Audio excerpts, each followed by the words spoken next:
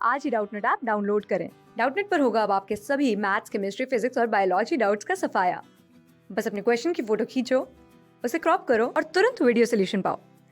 Download now. Question में हमसे कहा हुआ है कि अपने फेमस एक्सपेरिमेंट में वाइसमैन ने न्यूबॉर्न चूहों की पूंछ काट दी, बार बार जनरेशन आफ्टर जनरेशन, और कहा है कि एक्सपेरिमेंट के एंड में इन चूहों की पूंछ ना तो डिसअपियर हुई ना शॉर्ट हुई। तो इस एक्सपेरिमेंट का हमें मतलब बताना है कि इससे क्या कंक्लूजन हमें मिलता है।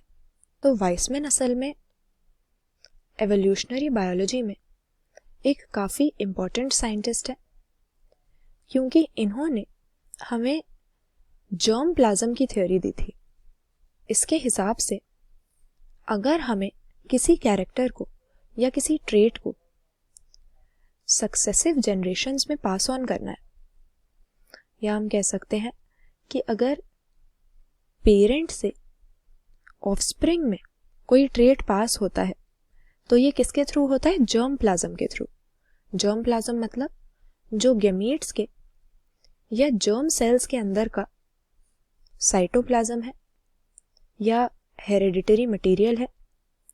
वाइसमैन के हिसाब से जब तक ये ऑफस्प्रिंग में नहीं जाएगा तब तक कोई चेंज नहीं आएगा या कोई कैरेक्टर पास ऑन नहीं होगा। इसीलिए जो बॉडी के सेल्स होते हैं, सोमैटिक सेल्स जिन्हें कहें, उनके बदलने से ऑफस्प्रिंग नहीं बदलता है। यानी कोई भी कैरेक्टर अगर अपने लाइफ टाइम में एक्वायर करता है कोई ऑर्गेनिज्म, जैसे अगर किसी पर्सन के कोई म्यूटिलेशन हो जाती है, हाथ कट जाता है या टांग कट जाती है, तो क्योंकि ये उनके बॉडी सेल्स में अंतर आया है, जर्म सेल्स में नहीं आया, जर्म प्लाज्म में कोई फर्क नहीं आया, इसीलिए उनके ऑफस्प्रिंग में ये म्यूटिलेशन पास ऑन नहीं होगी और सक्सेसिव जनरेशन्स में सही हाथ पांव वाले ही बच्चे पैदा होंगे। उनके ऑफस्प्रिंग में हमें कटा हुआ टांग या कटा हुआ हाथ नहीं मिलेगा। तो यही प्रूव करने के लिए वाइसमैन ने एक्सपेरिमेंट किया था कि म्यूटिलेशंस इनहेरिटेबल नहीं होती हैं। उन्होंने क्या लिया? खूब सारे चूहे लिए, करीब 70 चूहे उन्होंने अपने एक्सपेरिमेंट में लिए और इन सबकी इन्होंने पूंछ काट दी। इस तरह से म्यूटिलेशन करने के बाद इन्होंने 5 जनरेशन्स तक इन चूहों की ब्रीडिंग की और देखा कि क्या जो कटी हुई पूंछ वाले पेरेंट चूहे हैं उनसे ऑफस्प्रिंग में ये कैरेक्टर पास ऑन हो रहा है। लेकिन जैसा उन्होंने उम्मीद किया था वैसा ही उन्हें देखने को मिला कि क्योंकि ये एक एक्वायर्ड कैरेक्टर था, पूंछ उन्होंने खुद काटी थी, तो कोई भी छोटी पूंछ वाला या बिना पूंछ वाला चूहा किसी भी जनरेशन में दूर दूर तक पैदा नहीं हुआ।